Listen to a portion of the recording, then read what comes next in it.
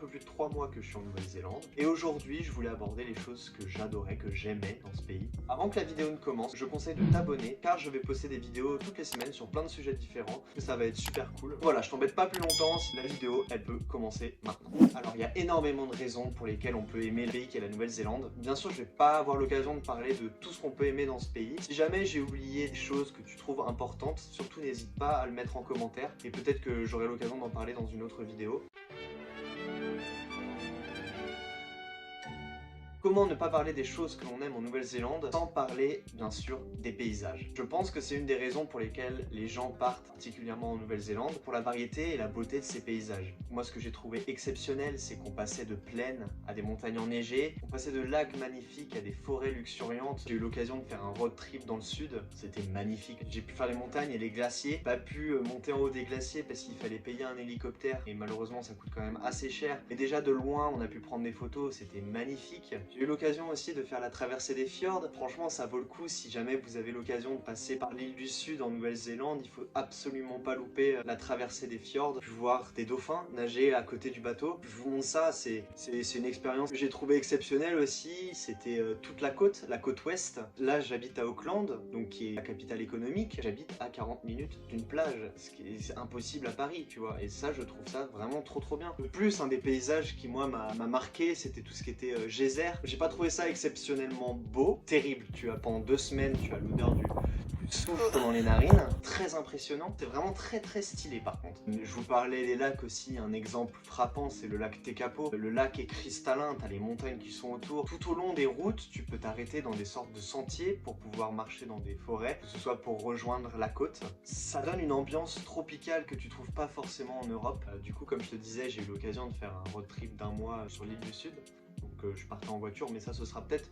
Ça j'en parlerai dans une autre vidéo. Mon coup de cœur vraiment de ce road trip, Nugget Points. C'est un phare qui est au milieu de la mer, que tu rejoins par une sorte de chemin côtier. Au moment où j'y suis allé, en plus c'était le coucher du soleil. Franchement, pour ces paysages, je ne peux que conseiller la Nouvelle-Zélande. Deuxième ligne de la liste, c'est un peuple accueillant, c'est un peuple chaleureux, c'est un peuple gentil. Envers les étrangers, j'ai trouvé, ils ont vraiment une culture de l'hospitalité. Moi, à chaque fois que j'avais un problème ici, il y avait un Néo-Zélandais qui était prêt à m'aider. Quand on est arrivé, on était dans un Airbnb à Auckland. On devait trouver absolument une voiture ou un van pour pouvoir partir en road trip. Le problème, c'est qu'on est arrivé, il y avait une sorte de pénurie. On a quand même passé plusieurs jours à chercher à fond. Surtout, on avait beaucoup entendu parler d'arnaques ou de véhicules qui n'étaient pas forcément fonctionnels. On était quand même très sceptiques par rapport à plein de choses. On revient au mec de l'Airbnb, on discutait avec lui, il vient nous voir, il nous a trouvé une voiture, sauf que la voiture elle est à 1h30 de route. Il m'a gentiment conduit jusqu'à l'endroit de la voiture, il a négocié pour moi, j'ai eu la voiture pour 1000 $ de moins que le prix de base. C'était un Néo-Zélandais, il avait quand même, je trouve, beaucoup plus de légitimité que moi à discuter avec l'autre Néo-Zélandais. Problème, au moment d'acheter la voiture, que je n'avais pas d'argent sur mon compte néo-zélandais, il aurait fallu 3 jours environ pour que le transfert d'argent se fasse. Naturellement, il a décidé de payer pour moi, donc j'aurais très bien pu partir avec la voiture et ne pas le rembourser. Bien sûr, je l'ai remboursé, il n'y a pas de problème avec ça. Il m'a quand même avancé plus de 4000 $, et relativement énorme. Le soir même, il nous a invité à manger fish and chips en nous offrant le resto. Bien sûr, j'ai offert une petite bouteille pour remercier. C'est pas que mon anecdote. Parler avec n'importe qui est parti en Nouvelle-Zélande, c'est sûr et certain, ils ont rencontré un Néo-Zélandais qui les a aidés. Dans le road trip dans l'île du Sud, on devait dormir dans des campings. Quand on arrivait assez tard, il fallait payer le lendemain matin, ou alors tu donnais dans une boîte l'argent. Et en fait, ils ont cette culture de la confiance. Ça beau, il y a plein de pays où ça marche pas. Même en France, pas forcément laisser les gens faire ce qu'ils veulent, ou alors ils vont en profiter. Troisième raison du fait que j'aime la Nouvelle-Zélande, simplement c'est pour sa facilité administrative. J'ai aussi appris qu'il était assez facile de créer des entreprises, avoir son permis où tu peux faire carrément toutes les demandes en ligne. Mais vraiment pour une touche moi, je me suis pointé avec mon CV, j'ai dit je peux travailler? Il m'a dit oui, le lendemain je commençais. C'est quasiment impossible en France, du jour au lendemain, hop, tu commences, t'as pas de papier, pas très grave, on fait au fur et à mesure, envoie ça par internet, blablabla, tranquillou. Pareil par exemple pour le loyer, au moment où on est arrivé sur Auckland, c'était à peu près près début d'après-midi. Je commence à regarder sur Facebook Market. C'est de cette manière-là qu'on nous avait conseillé de faire pour pouvoir trouver des logements sur Auckland. On voit plusieurs messages, on nous répond assez facilement. Le plus souvent, on discute directement avec les locataires. On trouve une offre qui nous intéresse à Auckland, on va visiter, on renvoie un message via Facebook, ouais on prend, on arrive, le soir on était installé. Demande d'aucun papier. Là je viens de réaliser un truc. Je pense que c'est lié avec toute cette culture de la confiance. On pourrait très bien venir, s'installer et ne plus partir et ne pas payer. Aucune information sur nous, il n'y avait pas de garant, quoi que ce soit. On arrive, on se pointe et le soir on s'installe. Et je trouve ça vraiment cool. Je dirais que là où il y a le petit bémol, s'ils veulent nous dégager du jour au lendemain, bah ils peuvent nous dégager du jour au lendemain. On n'a pas autant de protection. Mais par contre, c'est super facile. La facilité administrative, c'est quand même un gros plus quand tu veux venir habiter ici. Maintenant, petit plus de la Nouvelle-Zélande par rapport à un pays comme l'Australie par exemple. Donc ça va être un point de ma liste qui est assez court. T'es sur une île quand même éloignée, tu vas aux toilettes, tu risques pas de retrouver un serpent au fin fond de ta cuvette. Tu ouvres la porte de ta voiture, dans la poignée, il n'y a pas d'araignées qui peuvent t'envoyer à l'hôpital. Je pense que c'est quand même un point positif. Si jamais toi tu hésites entre, on va dire, l'Australie, la Nouvelle-Zélande, je te conseille quand même d'aller en Nouvelle-Zélande si tu as peur des araignées par exemple. Moi je pense que la question elle est vite répondue. Le choix il est quand même très vite fait si tu as peur des animaux peuvent te tuer.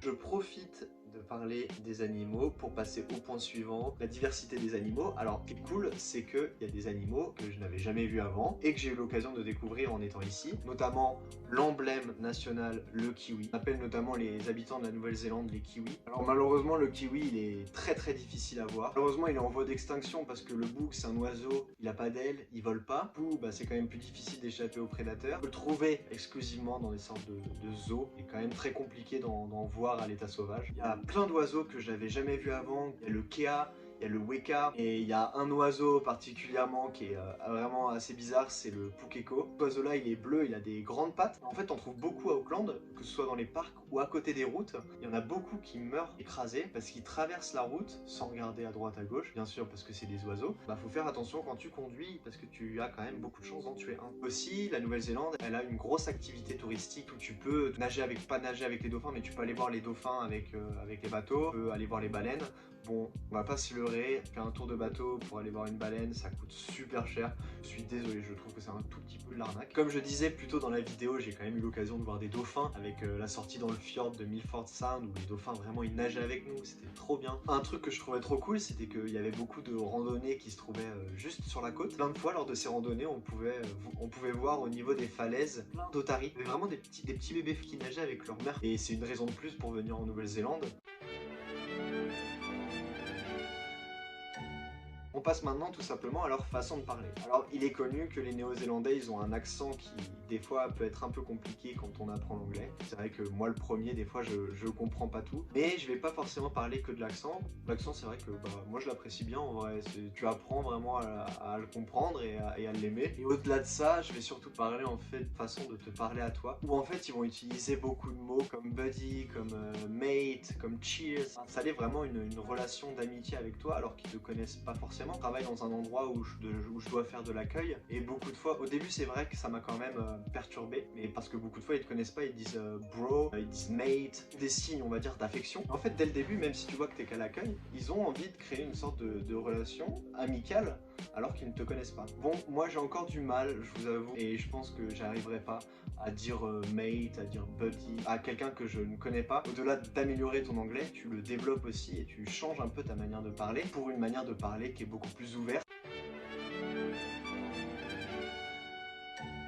Et pour finir avec ce petit classement, je vais parler du coût de la vie. Alors on peut penser que le coût de la vie est relativement élevé ici par rapport à d'autres pays, mais moi je trouve que ça va. Les salaires suivent bien le reste. Si on ne vit pas dans l'extravagance, on s'en sort largement, on se fait plaisir. Les salaires sont quand même assez élevés. Les prix de la bouffe, moi je trouve ça très raisonnable. Si tu fais tes courses dans les supermarchés, comme le Countdown, et que tu vas pas bouffer au restaurant tous les soirs, bien sûr, ça paraît logique. Le logement, je trouve ça relativement aussi abordable et le loyer est pas relativement élevé par rapport au fait de vivre dans une ville. Donc oui, le loyer reste relativement bas bien sûr si on compare à la France. C'est sûr que je paye sûrement un peu plus que dans d'autres villes de Nouvelle-Zélande. Donc voilà, c'était les principales choses que j'ai aimées en Nouvelle-Zélande. Bien sûr, il y en a plein d'autres, plein de petites choses qui font que j'aime ce pays. Si jamais il y a quelque chose qui te tient à cœur et que je n'en ai pas parlé dans cette vidéo, surtout tu n'hésites pas à me le dire en commentaire. Mais il y a des sujets que tu souhaites que j'aborde dans mes vidéos, surtout n'hésite pas à m'envoyer un message sur Instagram. Merci à tous d'avoir suivi la vidéo, il y a plein de vidéos qui vont sortir. N'hésite surtout pas à commenter pour me dire ce que tu as pensé de la vidéo, c'est super important pour moi d'avoir vos retours. Merci beaucoup d'avoir regardé la vidéo,